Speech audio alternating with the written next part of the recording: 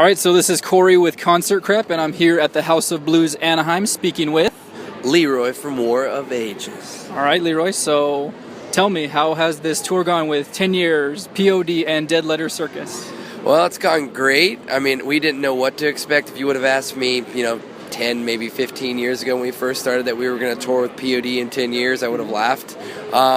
So it's such a diverse and different type of crowd that we've just performed. I think the first two songs we play, everybody's kind of shocked at what they're about, like what they're hearing at that point in time.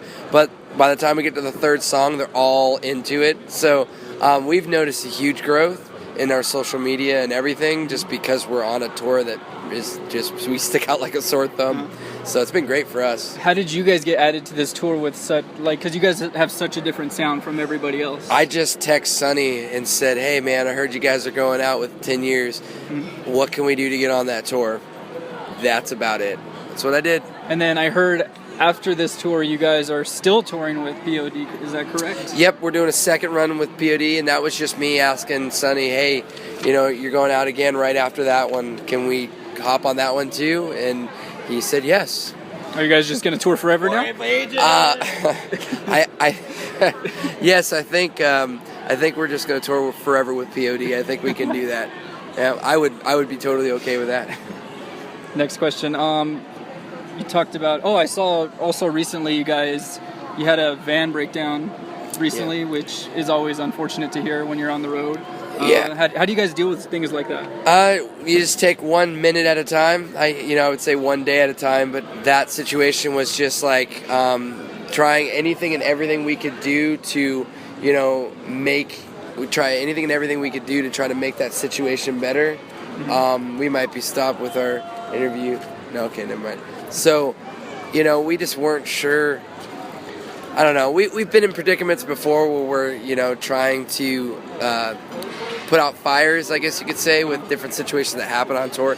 And a part of touring is just that, putting out fires, trying to revamp different things, a van exploding. So then what are you going to do? How are you going to get to the next show? Do you cancel the tour that you're on? Heck no. We have to get to the next show. So, we're just on the horn, calling places, rent cars. Can we get a bus? Can we get a van? Can we get, just any situation we could think of, and you work it out. Just keep plugging away, and you'll figure out a way. How long did that last tour van last you guys? About almost 8 years, wow. 9 years. I think we got it right when my wife and I got married. So about 9 years, and we got it with 14,000 miles, and it had almost 400. Wow. So we've been touring a bit with that thing. Lasted quite a while. So longevity. Yeah. Speaking of longevity, you guys have been around for quite some time. More than very many metalcore, hardcore bands that I could even think of. How would you explain that to somebody who's just trying to get in the game, and bands that are still around that are just struggling, and what should they do so they can surpass or even just get to your peak? We've just taken every day as it came. We don't really focus too much on industry BS. We just go with the motions and try to do the best we can. We love playing music, and we love performing, and we love performing our music, and we're accountable to each other and the Lord. So we just keep all those aspects as understanding and neutral as possible. And, we follow industry as much as we have to. But we don't focus on the trends. We don't focus on what's cool, what's not cool, who does and doesn't work for our band, and whatever else. We just do the best we can with what we have and what God has given us, and honor Him through everything we do. And that's just it. That's how we survive. There's no rocket science. There's no this is the 1, 2, 3 of being in a band. We're not going to come out with some kind of book on how to do it, because it changes. Every day changes. So vans break down. Yep, vans break down. Metal's cool, metal's not cool. Hardcore's cool, hardcore's not cool. Now it's rock and roll. Now it's metal again. Touching on that, what would you say to people that say rock and roll is dead? I don't think it's dead. I love rock and roll. I'm sure you guys do too. What would you say to those people who have such a closed mind about rock and roll and just what it is and how it is dead? I would just say that'll be your little secret. I just put it point blank just like that, because of the fact that that'll be their little secret.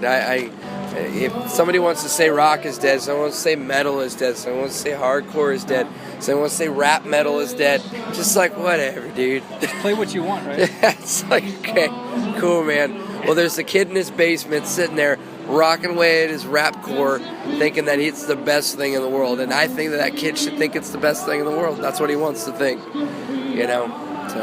So your last album, Supreme Chaos, came out in 2014. Let's talk about a new album. When's that coming out? What should people expect? We're plugging away at it. We're recording it with Jason Sukoff, which this is the first time that I've said that. He did like Whitechapel and a lot of other bands. He's the metal guy. He did all the Demon Hunter records and stuff, or most of them. Phenomenal producer. We're doing our record with him. And we're excited about it. It's going to be different. We're trying to take a step in the Supreme Chaos direction, but a little deeper. We're going to try some different time signature stuff, make it a little heavier, go a little more major and minor mixed instead of just minor. So we're going to try to just be different.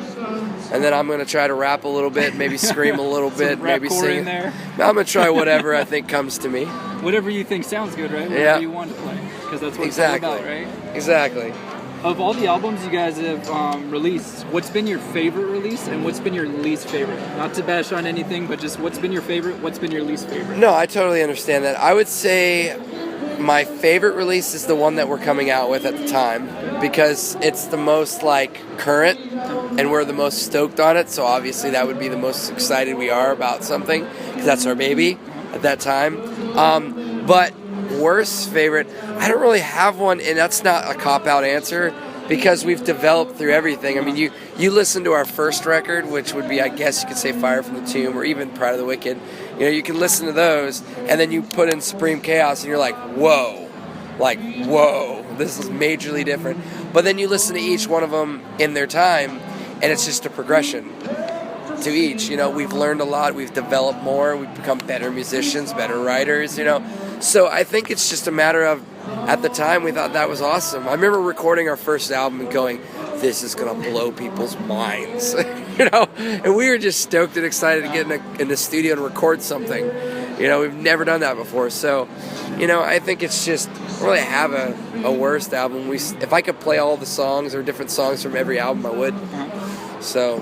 You guys ever going to do any of those? You know how they have like 10-year reunion tours, 5-year reunion tours? Yeah. You guys ever thought about things like that? We just came out with Pride of the Wicked 10 years. So we thought about it, toyed around with it. But I just don't know what we're going to do. We're taking every day as it comes. I'm not sure. I got 2 kids at home, 1 on the way. After this tour or the next POD tour, I think I'm going to take like a little break for a little bit. I'm going to take a little break, play with my kids, have some home time. And then work my job, kind of figure out what the next tour is going to be. And we got a lot of festivals we're playing this summer, so that's good. Get ready for those. Anything you could announce yet, or not quite? Yeah, we're playing Rock the Desert, we're playing Creation, we're playing all kinds of different festivals this year.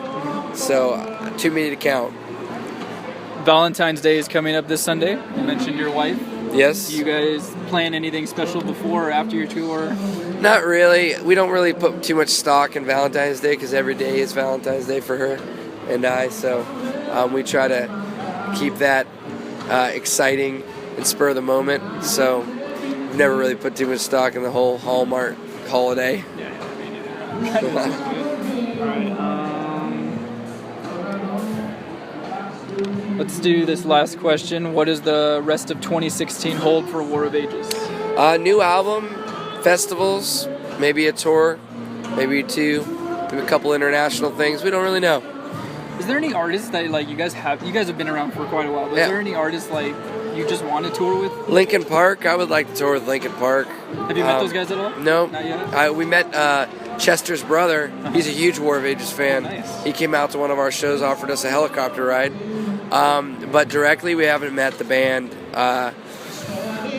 Deftones would be cool. And now that we've toured with POD in 10 years, I don't really think that's not obtainable. I think that if we just stay a band long enough, maybe we'll do it. Korn would be cool. Killswitch.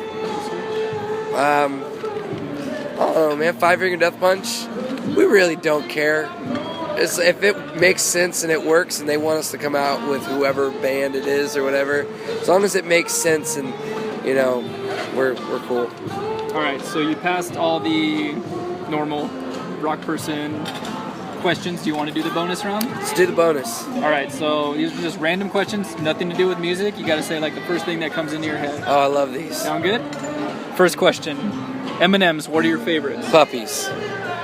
Oreos, what are your favorite? Mint. Batman or Superman? Batman. Captain America or Iron Man? Captain America. Come on now. What were your thoughts on the last Star Wars movie? I just saw it last night.